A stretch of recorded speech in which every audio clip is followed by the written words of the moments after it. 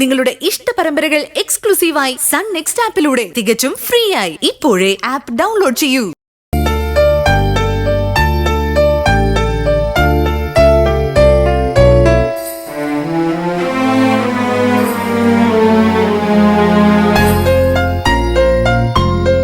മോളെ, നീ ഒരു തീരുമാനം എടുത്തിട്ടല്ലേ വന്നത്. പിന്നെ ഇങ്ങനെ വിഷമിക്കേണ്ട കാര്യം എന്താ?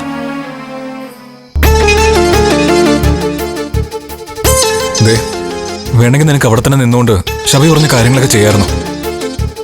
അതിന് നീ തയ്യാറായില്ലല്ലോ. നീയിപ്പോ ഇങ്ങോട്ട് വന്നതിനെ കുറിച്ച് ഓർത്ത് വിഷമിച്ചിട്ട് കാര്യമൊന്നുമില്ല. ഒരാഴ്ച കൊണ്ട് നമുക്കെല്ലാം സോൾവ് ചെയ്തിട്ട് തിരിച്ചു പോവാം. അതുപോലെ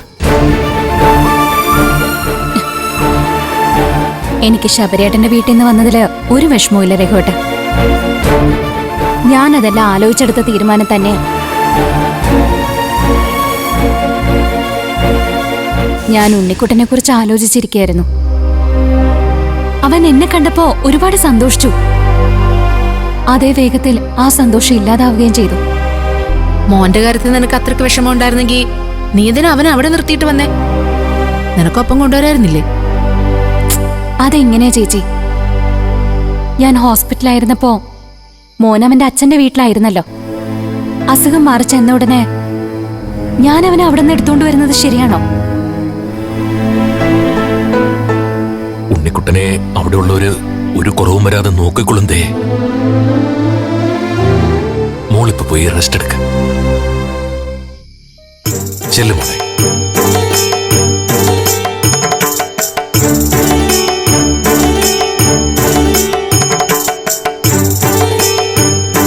ഒരു സ്വസ്ഥതയില്ലാത്തൊരു ജീവിതമായി പോയല്ലോ എന്റെ കുട്ടിയുടേത്.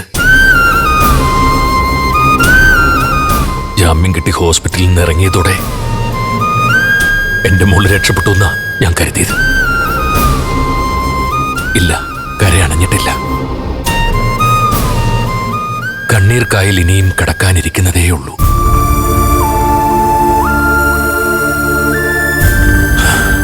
അച്ഛനൊന്ന് പോയി കിടക്കട്ടെ.